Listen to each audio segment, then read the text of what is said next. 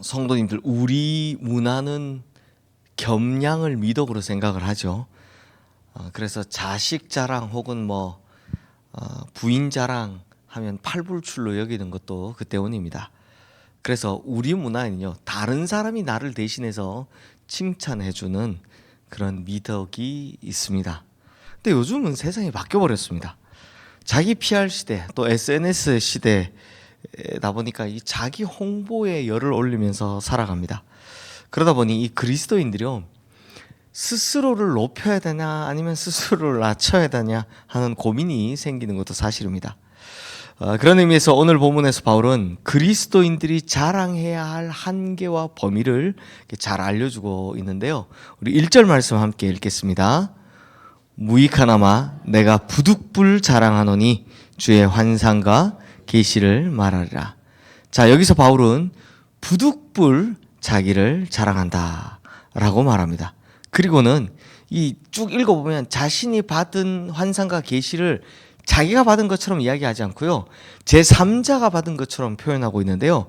우리 2절부터 4절 말씀 함께 읽어보겠습니다. 내가 그리스도 안에 있는 한 사람을 아노니 그는 14년 전에 셋째 하늘에 이끌려 간 자라. 그가 몸 안에 있었는지 몸 밖에 있었는지 나는 모르거니와 하나님은 아시느니라. 내가 이런 사람을 아노니 그가 몸 안에 있었는지 몸 밖에 있었는지 나는 모르거니와 하나님은 아시느니라. 그가 낙원으로 이끌려가서 말로 표현할 수 없는 말을 들었으니 사람이 가히 이르지 못할 말이로다. 자, 바울이 14년 전에 경험했던 셋째 아들, 우리 흔히 삼층천 사건을 이걸 이제 제3자가 겪은 일처럼 이야기를 하고 있습니다. 참고로 셋째 하늘이라는 건 유대인들이 가지고 있는 우주관인데요. 이 유대인들은 첫째 하늘을 대기권으로 말하고요, 둘째 하늘은 이 별이 있는 천체를 말합니다. 그리고 셋째 하늘을 하나님의 보좌가 계신 천상세계라고 보는 겁니다.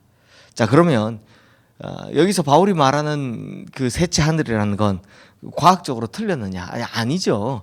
이게 여기서 바울이 말한 건 물리적 공간으로서의 셋째 하늘 말하는 게 아니라 영적이고 신령한 어떤 세계에 들어갔다 왔다라는 걸 말하는 겁니다.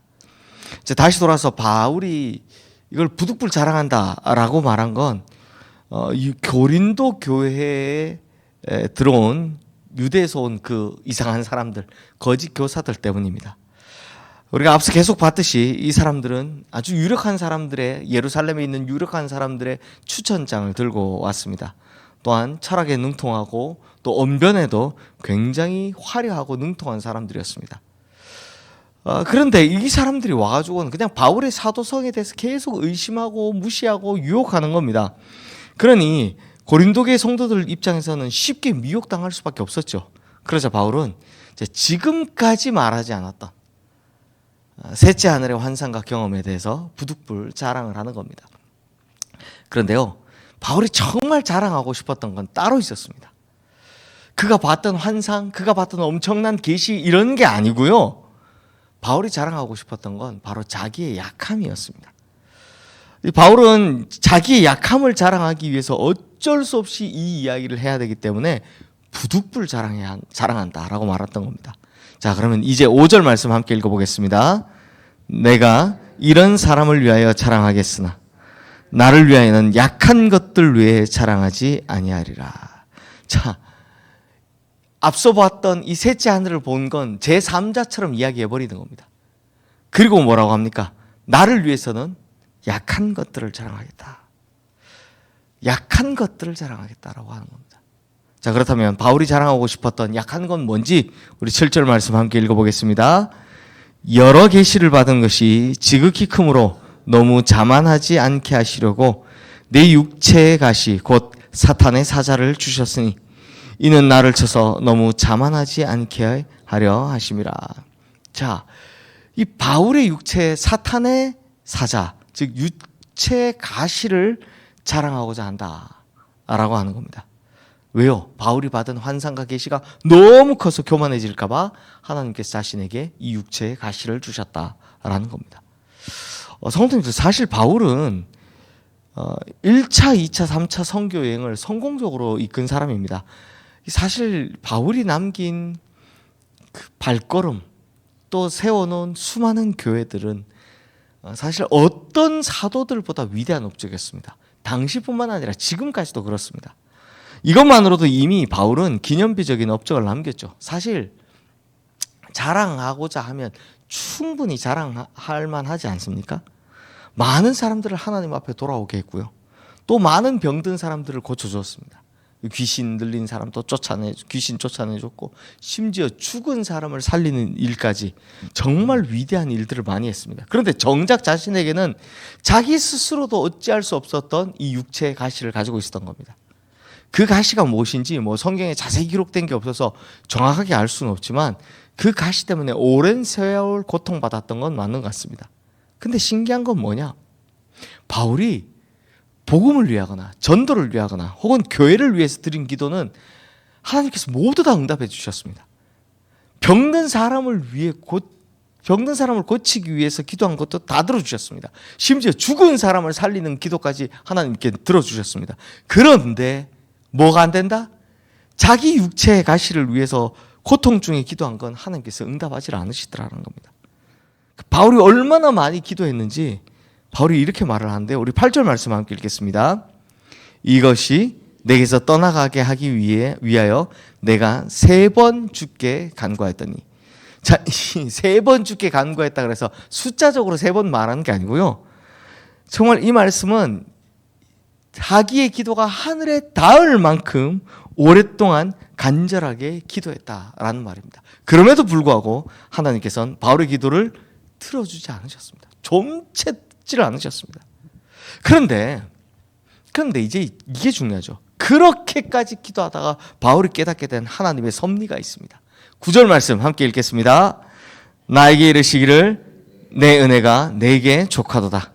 이는 내 능력이 약한 데서 온전하여 짐이라 하신지라. 그러므로 도리어 크게 기뻐함으로 나의 여러 약한 것들에 대하여 자랑하리니 이는 그리스도의 능력이 내게 머물게 하려 함이라. 자, 기도하던 중에, 그렇게 정말 기도하던 중에 하나님께서 바울에게 깨닫게 하신 것이 뭐냐? 내 능력은 약한 데서 온전하여 짐이라. 하나님의 능력은 약한 데서 온전해진다는 겁니다. 그러니 바울이 뭘 깨닫습니까? 자기는 완벽하지 않기 때문에 하나님께서 바울을 통해서 일하시다. 나를 통해서 일하시는구나 라는 걸 깨달았다는 겁니다. 그래서 바울은 이렇게 생각했습니다. 내게 육체의 가시가 그대로 머물러 있을지라도 반면 그래서 하나님의 능력도 내게 머물러 있는 거라면 오케이, 내 육체의 가시가 내게 머물러 있게 하겠다라고 결단했다라는 겁니다.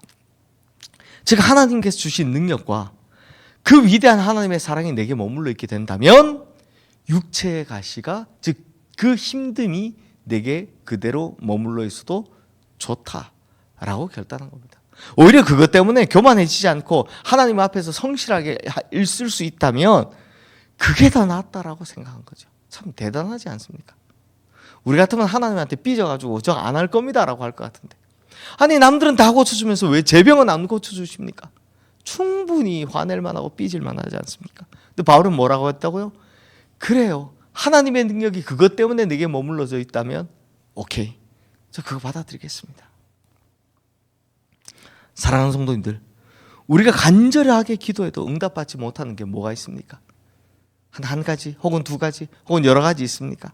그런데 성도님들, 참 놀라운 건 하나님께서는 완벽한 사람과 함께하지 않으십니다. 성경을 봐도 그렇지 않습니까? 아브라함이나 모세나 다윗 다 하나같이 흠 많은 사람들이었습니다. 연약한 자들이었습니다.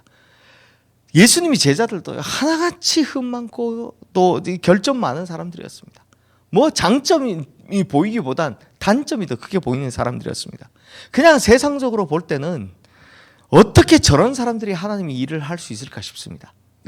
카일 아이들먼이라는 사람이 자기 책에 그렇게 썼죠. 예수님의 제자들 보면서 내가 만약 회사 사장이라면 단 한 명도 안 뽑겠다. 하나같이 약점 많은 사람들이다 라는 겁니다. 그런데 하나님께서는 그 약한 자들을 통해서 일하셨다라는 겁니다. 하나님께서 그렇게 하신 이유는 연약한 자들을 통해서만 하나님의 능력이 극대화되기 때문인 겁니다.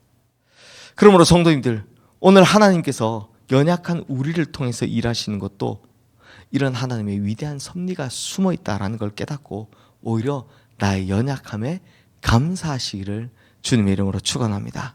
또 특별히 간절하게 기도하는 것 몇 가지가 있는데 그게 응답되지 않다 하더라도 그걸 통해서 하나님께서 더 크게 일하실 것이라는 걸 그 기대를 가지게 되시기를 주님의 이름으로 축원합니다. 오히려 나의 약함을 통해 하나님의 강함이 드러나고 나의 부족함을 통해 하나님의 능력이 드러나게 된다면 그게 더 기쁘고 좋은 일 아니겠습니까? 우리 마지막으로 10절 말씀 함께 읽겠습니다.